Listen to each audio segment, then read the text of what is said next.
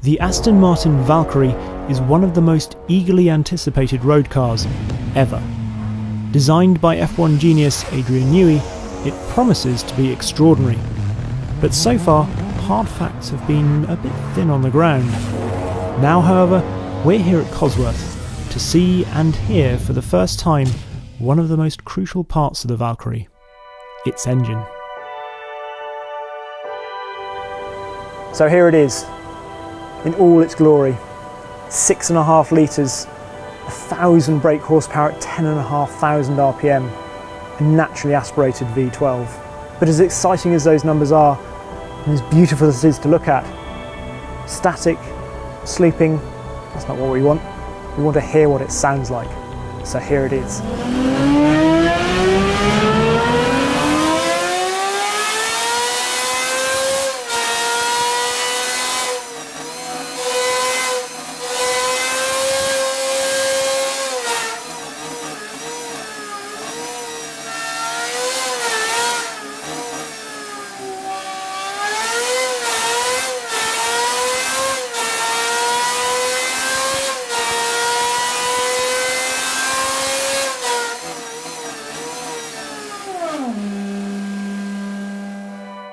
Pretty extraordinary, I think you'll agree. Fairly obviously from this unfiltered buzzsaw yowl, revving at over 2,000 RPM higher than a Ferrari 812 Superfast, this is no normal road engine. It's not even a normal supercar engine, whatever that might be. So, to get all the details about how this completely brand new V12 has been designed, we spoke to Bruce Wood, the managing director of Cosworth.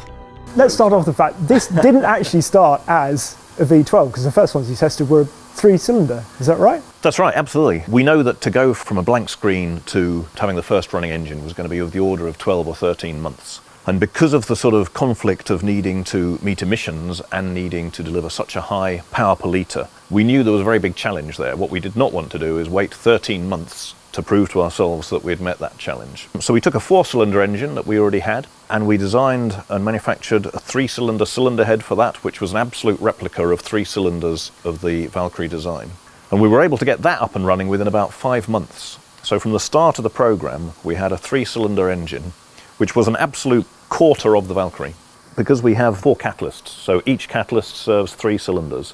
So by running a 3-cylinder engine, we were able to replicate every part of a genuine quarter of the finished article. So I say, within about 5 or 6 months of starting the program, we were able to say, yes, we're going to be able to deliver emissions and performance. So that 3-cylinder delivered both 250 horsepower and an emissions pass, effectively. So that gave us a little bit of breathing space for the next 7 months, knowing that we weren't going to go back to the drawing board and fundamentally go back through all of our combustion simulation again. Now, I believe we'll get onto the carbon fibre on top in a minute and stuff, but actually, you were saying that this is possibly the most complicated part of the whole engine.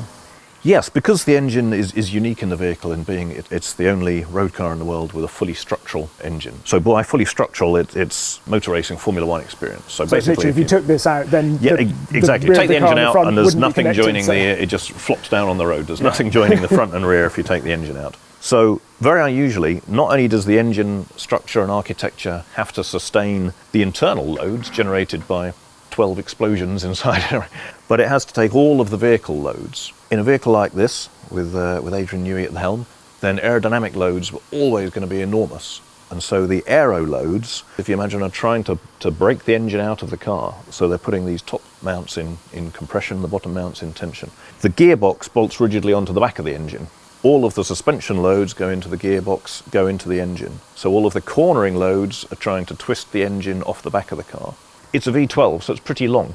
So you've got to take all of those loads from here into here, and that was a really hard job. The stiff part of the engine is always from the top of the cylinder head downwards, because you've got quite a considerable sort of architecture in the cylinder head, and then when you get into the V, you've got this kind of torque tube, which is a nice structure for stiffness. But you've got to get those loads from here all the way into that stiff part. And so design of this cam cover, which you might think would be a straightforward part in an engine, actually turned out to be a huge task. And it's obviously something, I mean, the DFV all those years ago. Yeah, the DFV pioneered that methodology of the engine being the structural part of the car. But you said before that they're all single-seaters. And this is a complicated it enormously, because I say we're very familiar with how to make a single stud or a 4-stud structure work in a race car. But yeah, normally you're just trying to span one pair of fairly narrower shoulders than mine. You know, in a 4-seater you're trying to span 2 occupants, and so these engine mounts, which have to align with the stiff part of the tub, so the engine mounts have to be fairly closely aligned with the edges of the tub. So that pushes these mounts way out from the stiff part of the engine. I'll say that was quite a challenge. And you're saying that other things you had to work around, so there's some machining on the parts here. Every part of the engine bay, if you like, is filled with a lot more than just the engine. You know? So as you say, there's some proof machining there, because the radiators come up here and actually overlap a lot of the cylinder head architecture here. Amazingly, the torsion bar springs actually come up here and run along this part of the centre V and extend right up to about here. Every element of the packaging super tight. Again, sort of right down under here, diffusers are enormous. The diffusers come right up here and tuck right in close. These are the scavenge pumps for the dry sump. 12 bays are scavenged, front covers scavenged, rear covers scavenged, cylinder heads are scavenged. You need a lot of scavenge pumps, but again, they have to be tucked right in close, right down as far as you can. So kind of every part of the engine bay is occupied by something, and not always engine. And there's something sort of missing from the front here that you might normally expect to find. You've moved round to the back, which I gather Adrian Newey wasn't entirely happy about. Yes, so the engine revs to say just over 11. That determined that we needed a gear drive for the cams. So to make a chain drive work at that speed, I wouldn't say it's impossible, but it's yes, it would be highly risky. Yes, a gear drive is a better solution, and all race engines are gear drives. So we're very familiar with that. But as the engine goes through, speed range from idle up to 11,000 plus, it goes through many different resonances. And so across the backlash of the gears are always rattling across those backlashes. And that creates noise, creates an element of vibration. Normally, you would choose to have the drives on the front of the engine, because that gives you a fractionally shorter and a fractionally lighter engine. So that's the starting point. Going back to what we were saying earlier about this being a structural element of the car, these 4 points are bolted rigidly into the back of the tub. Well, the back of the tub, imagine it's like a sort of skin of a drum, it's a large diaphragm. By having the gear drive at the front here, all of that noise of rattling across the backlashes would have transmitted in the tub. We did a lot of work with Southampton University noise studies, and there was no question that putting the gears at the back was better for NVH. You have this full length of the engine in which to dissipate some of that. But it was certainly quite a debate with Adrian as to the fact that it would be slightly longer and slightly heavier. And one of the stories I particularly like about it, it is beautiful up here, as you said. It has to be a beautiful engine. It can't just be effective. It's got to be lovely when you do eventually see it underneath the skin. But as lovely as this is, Adrian Newey wasn't entirely happy with the way that this looked. Explain. Well, certainly when we first discussed this, Adrian was slightly alarmed by the high polish finish, and his first question was, how much does that lacquer weigh? From memory, the lacquer weighed something like 80 grams, and that was 80 grams too much. So it's now going to be an option in the car. You can have your fully lacquered plenum, but you can have the option of a non-lacquered plenum to take the weight out. And that's been the beauty of the whole thing. Adrian had a very purity of vision from the beginning, and that's infectious. That purity of vision is what's driven the whole thing to be what it is. And I think we talked earlier about the weight of the engine. The weight target was hugely ambitious. So the target was 200 kilograms, and we've ended up a couple of kilograms over that. But by setting that 200 kilograms, if we had have said 210, which would have been a lot easier, we would have been at 210. By setting 200, we've ended up at just a couple of kilos over than that. And that's how the whole program has worked. We've set targets which are a little bit beyond what we think we can actually deliver. And I say it's that target setting and that kind of purity of purpose that will go down in history as one of the great iconic engines and cars. But this is obviously it's not just a pretty piece sitting on top. So the plenum obviously has to contain all of the sort of dynamic movements from the pressure wave up and down the plenum. So if you imagine you've got 12 trumpets in there, sucking air, 1 fraction of a second, and then with the valve overlap, you've got a pressure wave coming back up that trumpet.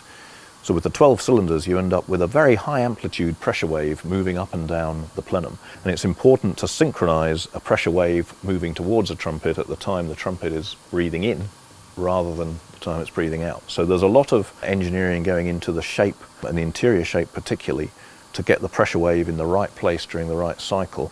But then also the loads on the plenum. It's not just a thin shell containing air. This is several skins of carbon. The construction is really just like a race car tub, so it's several skins of carbon and then aluminium honeycomb and then more skins of carbon on the inside, because it's like considerable peak pressures having to be contained within that structure. Talking about sort of what materials are we looking at here in terms of sort of the engine as a whole? We sort of purposely didn't choose anything, if you like, space age that doesn't have that data in place yet for how will that material be behaving in 50 years' time. So we've relatively conventional materials, but kind of at the cutting edge of those materials. So the cylinder head, for example, cast aluminium alloy, but it uses an aerospace alloy, which has a fatigue life better than a conventional casting alloy.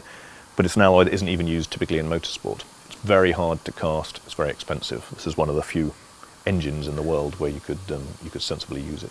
And then internally, presumably, there's still titanium and that sort of thing? Yes, it's titanium rods and titanium valves. In the motor racing world, for an engine delivering these sort of performance figures, you would use leaded bearings. But of course, in the road-going automotive space, you're not allowed to use leaded bearing shells. So we have bearing shells with a polymer overlay, which again, that's at the very cutting edge of what polymer overlay bearings can do, because the load is too high for a conventional aluminium bearing, so we've gone for the polymer overlay bearings. And that, I suppose, brings us on to the testing. We're standing, I suppose we should say where we are standing. So we're in one of three test cell 9 that we've used for this program. We've been running for about a year, and we've been running on 3 cells. One of them has been doing calibration for the emissions calibration, one's been doing performance development, and the other's been doing durability running. So kind of setting out into this program, it's absolutely a flagship car for Aston Martin. It's not a track day special. And so every part of that has to be a proper, for want of a better description, road car. You have to be able to get in it and punch the button and drive it to the shops if you want to. You have to be able to get in and drive to Monaco if you want to. So it had to be tested in that proper, if you like, real world durability. And the target we set ourselves was 100,000 kilometres. Because you've got to prove that. And this is where we prove it on the dyno cells. So the endurance test for the engine is 220 hours, and that 220 hours, we've done lots of simulation to say that the duty cycle in the 220 hours simulates 100,000 kilometres of probable real-world road use. The durability testing is partly Silverstone laps, partly Nürburgring laps, partly very high-duty road testing, but then also sitting on the motorway at 70 miles an hour, because actually that's where resonances exactly. We were talking earlier about the resonances that go through the gear train. You can't push all of those resonances outside of the rev range. You have to make sure they're therefore in a part of the rev range where you're not going to be sitting continuously. Yes, we've had one engine that's gone through that engine. full test, and that was the second one. And when you just hear it running for 20 or 30 seconds, to think that it's done 220 hours of that. That's extraordinary. Because we're looking at piston speeds of... Piston speeds are about 25, 26 metres per second, which is up sort of up with Formula 1 speeds. And in terms of usability as well, you were saying the clutch is obviously, I know you end sort of at the end of the engine, but at the flywheel as well. But yeah, I think, as I say, it's got to be everyday usable. And you know, if you're sitting in traffic, there's, and I'm sure we've all seen it, and you've probably experienced it in some supercars, that you know, you can end up in that sort of kangaroo hopping. Because a carbon clutch would obviously be the easiest solution, but... Exactly, so we've actively shied away from that, and so it's very important to have the smallest, lightest clutch we could, and the lowest inertia, because that's very important for the crank dynamics. Obvious solution would be a carbon-carbon clutch. Carbon-carbon clutches are notoriously sort of light switch on and off. And again, it was very important that didn't happen, that you could actually sit in traffic and you could pull away cleanly. So we ended up using a sintered clutch, which I say has been a more painful engineering solution because it's slightly bigger and higher inertia, but it will give a better driving experience. And we should obviously say that this is part of a hybrid system, where you see where various bits are going to be attached to this. Yes. So eventually we'll get to the details of that next year. The hybrid part of it was an integral part of the design from the beginning. Electric motors, of course, are fantastic devices because they're full torque from stationary, basically. And so certainly the way the vehicle drives, the way it pulls away, is dramatically assisted by the electrification element, because so you have an internal combustion engine going from 1,000 RPM to 11,000 RPM, huge rev range spread. And so the electrification element is critically important in the way the vehicle's going to drive and the way it's going to feel. Thank you so much. It's been Pleasure. Fantastic getting all the details of this. I can't wait to hear it out on the road. Yeah, me too. Yeah, it's going to be a thrill to see it and hear it on the road. Brilliant. Thank you.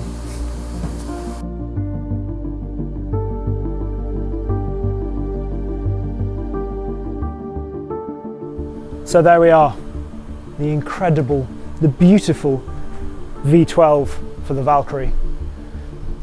All those numbers, all those details, they're just so cool.